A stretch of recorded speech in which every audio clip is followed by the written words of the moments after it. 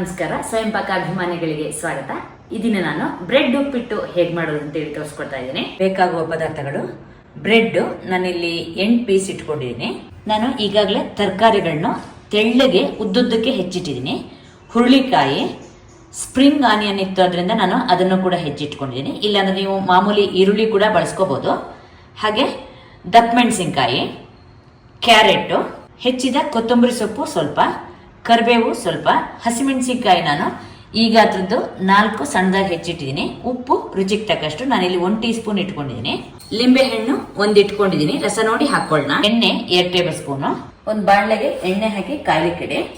ಎಣ್ಣೆ ಕಾದ್ಮೇಲೆ ಅರ್ಧ tea spoon ಸಾಸಿವೆ, 1 ಟೀ ಸ್ಪೂನು ಉದ್ದಿನಬೇಳೆ, 1 ಟೀ ಸ್ಪೂನು ಕಡಲೆಬೇಳೆ ಹಾಕಿ. ಉದ್ದಿನಬೇಳೆ ಕಡಲೆಬೇಳೆ ಹೊಂಬಣ್ಣಕ್ಕೆ ಬಂದ್ಮೇಲೆ ಹಸಿಮೆಣಸಿನ್ಕಾಯಿ ಹಾಕಿ. ಹಾಗೆ ಕರಿಬೇವನ್ನ ಸ್ವಲ್ಪ ಮುರಿದ್ಬಿಟ್ಟು ಹಾಕಿ. ಹಸಿಮೆಣಸಿನ್ಕಾಯಿ ಸ್ವಲ್ಪ ಬಿಳಿ ಬಣ್ಣಕ್ಕೆ ಬಂದಮೇಲೆ ಅರಿಶಿಣ ಹಾಕಿ. ಹಾಗೆ ತರಕಾರಿಗಳನ್ನ ಹಾಕೋಣ. ಹುರುಳಿಕಾಯಿ ನಾನು ಮೊದಲು ಹಾಕ್ತಾ ಇದ್ದೀನಿ, ಜೊತೆಗೆ ಕ್ಯಾರೆಟು ಸ್ವಲ್ಪ ಇದನ್ನ ಹುರಿದ ಮೇಲೆ ಉಳಿದು ಹಾಕೋಣ. ಹುರುಳಿಕಾಯಿ ಕ್ಯಾರೆಟ್ ನಾನು ದೊಡ್ಡ ಊರಿನಲ್ಲಿ 2 ನಿಮಿಷ ಹುರಿದಿದ್ದೀನಿ. ನಿಮಗೆ ಮೆತ್ತಗೆ ಬೇಕು ಹೋಳುಗಳಂದ್ರೆ ನೀವು ಸಣ್ಣ ಊರಿನಲ್ಲಿ ಸ್ವಲ್ಪ ಹೊತ್ತು ಬೇಯಿಸ್ಕೋಬಹುದು. ಈಗ ದಪ್ಪ ಮೆಣಸಿನ್ಕಾಯಿ ಹಾಗೆ ಈರುಳ್ಳಿ ಸೊಪ್ಪನ್ನು ಹಾಕ್ತಾ ಇದ್ದೀನಿ. ಸ್ವಲ್ಪ ಇದಕ್ಕೆ ಉಪ್ಪು ಹಾಕೊಳ್ಳೋಣ. ಚೆನ್ನಾಗಿ ಹುರಿಯೋಣ. ಬ್ರೆಡ್ಡಿನ ಅಂಚನ್ನು ಕತ್ತರಿಸ್ಕೊಳ್ಳೋಣ. ನಾನಿಲ್ಲಿ ಹೋಲ್ ವಿಟ್ ಬ್ರೆಡ್ಡನ್ನು ತೊಗೊಂಡಿದ್ದೀನಿ. ಬ್ರೆಡ್ಡನ್ನು ಕತ್ತರಿಸ್ಕೊಳ್ಳೋಣ. ಇಲ್ಲಾಂದ್ರೆ ನೀವು ಇದನ್ನ ಚೂರು ಮಾಡ್ಕೊಂಡು ಹಾಕಿದ್ರು ಕೂಡ ಆಗತ್ತೆ.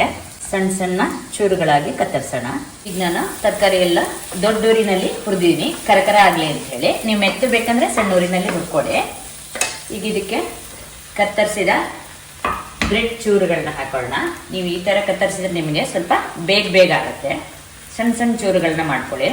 ಉಳಿದ ಉಪ್ಪನ್ನು ಹಾಕ್ಬಿಟ್ಟು ಇದನ್ನ ಚೆನ್ನಾಗಿ ಕೈ ಆಡ್ಕೊಳ್ಳೋಣ. ಈಗ ನಾನು 1-2 ನಿಮಿಷ ಇದನ್ನ ಕೈ ಆಡಿಸಿದ್ದೀನಿ. ಸ್ಟವ್ ಆಫ್ ಮಾಡ್ಕೊಳ್ಳೋಣ. ಇದಕ್ಕೆ ಲಿಂಬೆ ಹಣ್ಣಿನ ರಸ ಹಿಂಡ್ಕೊಳ್ಳೋಣ. ಹೆಚ್ಚಿದ ಕೊತ್ತಂಬರಿ ಸೊಪ್ಪನ್ನು ಹಾಕ್ಬಿಟ್ಟು ಚೆನ್ನಾಗಿ ಇದನ್ನ ಕಲಸಿದ್ರೆ ನಿಮಗೆ ಬ್ರೆಡ್ ಉಪ್ಪಿಟ್ಟು ಸಿದ್ಧವಾಯ್ತು. ನೋಡಿದ್ರಲ್ವಾ, ಸುಲಭವಾಗಿ ಮಾಡುವಂತಹ ರುಚಿಕರವಾದ ಬ್ರೆಡ್ ಉಪ್ಪಿಟ್ಟು ಹೇಗೆ ಮಾಡೋದು ಅಂತ ಹೇಳಿ. ನೀವು ಕೂಡ ನಿಮ್ಮ ಮನೆಯಲ್ಲಿ ಈ ಉಪ್ಪಿಟ್ಟನ್ನು ಮಾಡಿಬಿಟ್ಟು ನಿಮ್ಮ ಅಭಿಪ್ರಾಯ ನಮಗೆ ತಿಳಿಸಿ. ನಮಸ್ಕಾರ.